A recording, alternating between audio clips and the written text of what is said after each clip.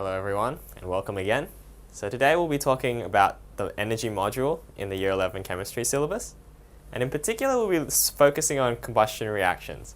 But in a broader sense, what we'll be doing in this sort of series, we'll be talking about what reactions are and how do we define them, okay? So in today's lesson we'll be talking about chemical reactions and how we actually define chemical reactions, what we can see in a chemical reaction, and how we kind of know if a chemical reaction is actually happening or not.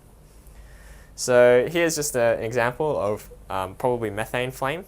So this is sort of, that ice is actually methane, and it's changing state, and then you can actually light it on fire, because you know methane is combustible. It's natural gas. So quite an impressive looking reaction. And so what we're going to do in this lesson is figure out how do we know when a chemical reaction is happening, and what kind of chemical reactions are there. So in general, there are classes of reactions. So we all don't think chemical reactions all act the same way. Just like humans don't all act the same way, chemical reactions are different as well. So in a broad sense, we can categorize chemical reactions into a set of sort of subset of chemical reactions. So some of these reactions include decomposition reactions. So we could have, for instance, one chemical, when you apply heat or some other reaction to it, it will break down into different chemicals. And so that's decomposition, when you break something down.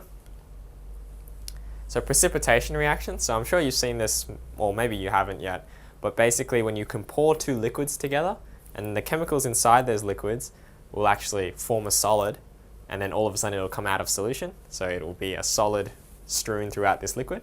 It's quite an impressive looking reaction. Complexion reaction, so this has nothing to do with your skin. Complexion kind of doesn't mean that. It's when you form a complex. So a complex is a kind of large molecule that has other purposes in other forms for chemical reactions.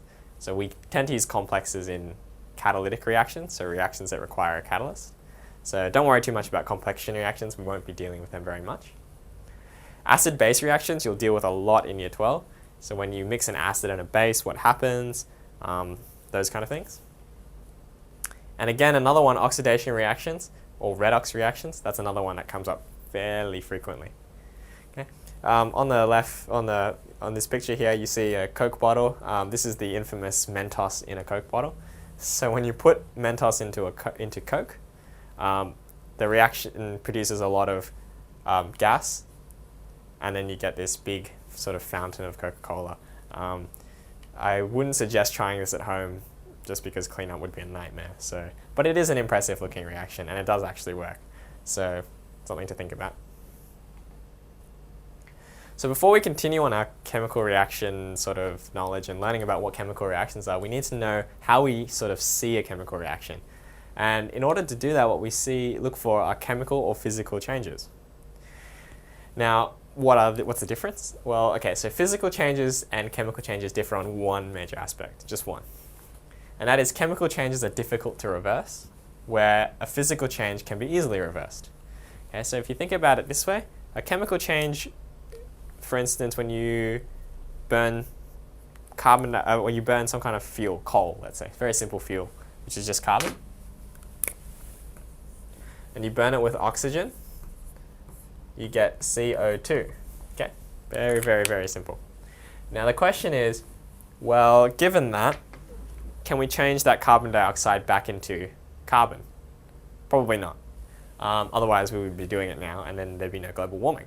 So this is very hard to reverse. Okay, and that's what makes it a chemical change. Now on the other hand, if I was to take an amount of water, put it into a beaker and heat it, I could turn it into gas very easily, right? And that's sort of a reaction as well.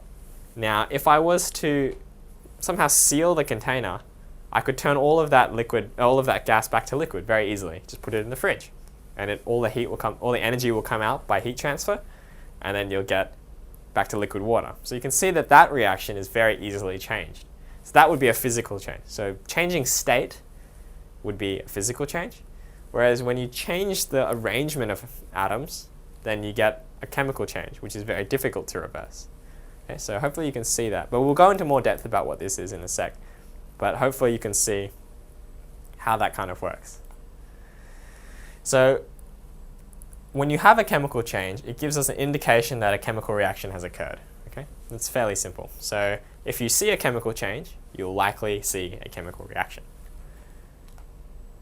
So physical changes we'll talk about first. So common physical changes are a change of state, as I mentioned. So if you go from solid to liquid, solid to gas, so sublimation, or liquid to gas, or the other way around, that's considered a physical change. Because like I said, it's very easily reversed.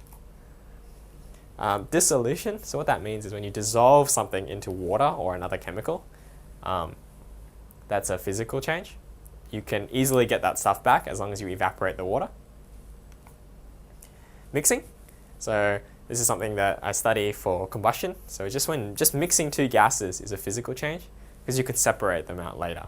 Or if you were to mix two sets of liquid, you probably could evaporate them or something to remove them. Or any sort of mixing really is a physical change. And crystallization, which is essentially when you get crystals, which is sort of related to change of state. Okay. Now, chemical changes. So here we have a fried egg. So when you're frying an egg, the chemistry of the egg is actually changing, and that's why it changes color.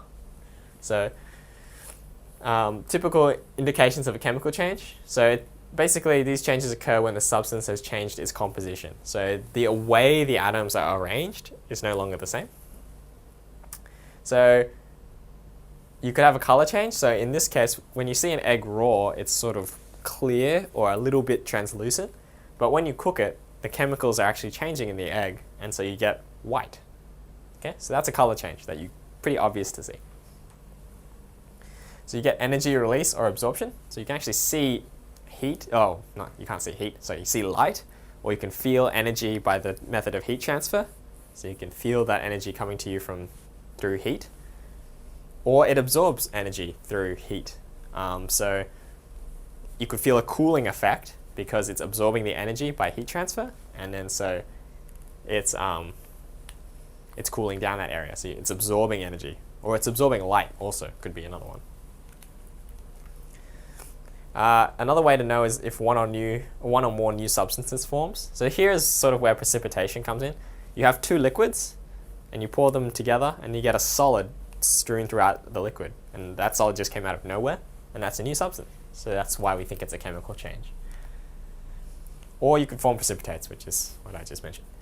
So in this one, you could also have, for instance, carbon plus oxygen gives you carbon dioxide and water. So if you look at carbon and oxygen, they're quite reactive. But when you look at these new substances that come out, they're very unreactive. Or this carbon dioxide is very unreactive. Doesn't burn at all. So that's something that you could tell. Okay. So that wraps up today on chemical reactions and how we identify them.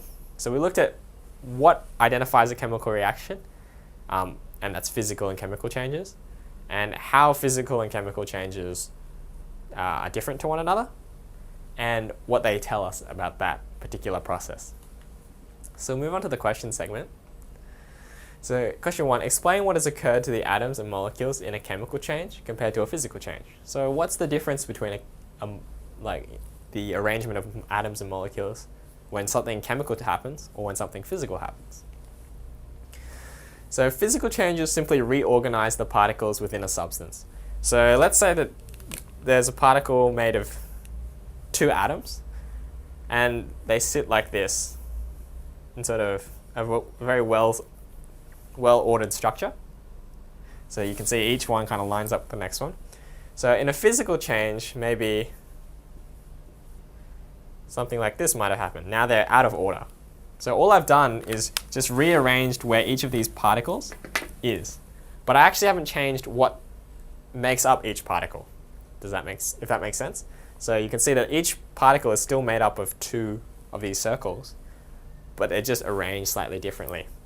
So a physical change simply just reorganizes the particles within a substance.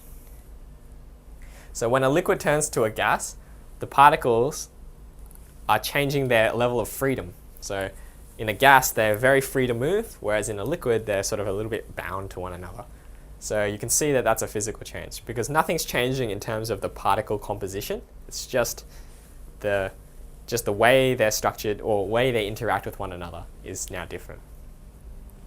Now chemical changes rearrange the bonding structures within the particles. Okay, so in this case, let's say now we have a black circle and a red circle. A chemical change may have occurred between two of these, giving you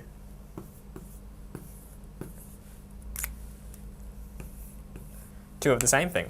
Okay, so you can see here that it was a black and red circle to start with, and then you've had a reaction happen, and now you've got two red circles. So you can see that what makes up each particle is now different. So that's what I mean by a chemical change. I'm restructuring by breaking up particles and reforming the components of those particles into new particles. So chemicals are broken down into elements or smaller molecules and then reformed in new ways. And that's how we know the difference between a chemical and physical change in terms of their atoms and molecules. Okay. So explain why, with reference to inter and intramolecular forces, chemical changes are more difficult to reverse than physical changes. So why are chemical changes more difficult to reverse compared to a physical change? Well, physical changes only affect the intermolecular bonds. So remembering that, back to my two black circle diagram, whatever's holding these two things together will influence the physical properties, or how hard it is to change the physical properties. Okay? So breaking these bonds requires little energy as they are quite weak. So the force of attraction between these molecules is very weak. So it's very easy to change them. So reversing a chemical change requires the breaking of intramolecular forces, which are much stronger and therefore require more energy to reverse. So instead of breaking this bond for a chemical change, I actually have to break these bonds here, which are much, much stronger because they're binding these two atoms together. So in order to accomplish a chemical change, I need to break these, which is much more difficult than breaking those intermolecular forces. Okay? So hopefully you've studied inter and intramolecular forces already in water, so this is just an extension of that. Okay, so moving on to question 3. The dissolution of NaCl in water produces a measurable amount of heat. Does this make it a chemical change or a physical change? Justify your answer. Well, basically, just justify, does this make it a chemical change? Okay, so justify just means, using the evidence that you've got, come to a conclusion. No, it's only a physical change, okay? Despite the fact that it's emitting heat, the dissolution of NaCl is still only a physical change. The process can be easily reversed with the addition of more heat. So by heating the water, you can get rid of all the water and get crystal NaCl again. Therefore, the process is only a physical change. Okay, so it's quite deceptive in the sense that it emits heat, or energy by heat transfer, but the problem is that it's easily reversed, so it's not a chemical reaction. Okay. So that concludes today's lesson on chemical reactions and identifying them. So we looked at chemical reactions and a broad classes of them, as well as we looked at what identifies a chemical reaction compared to, say, a physical change. So in the next lesson we'll talk about combustion and more sort of in-depth chemical reactions. So I look forward to seeing you at our next lesson.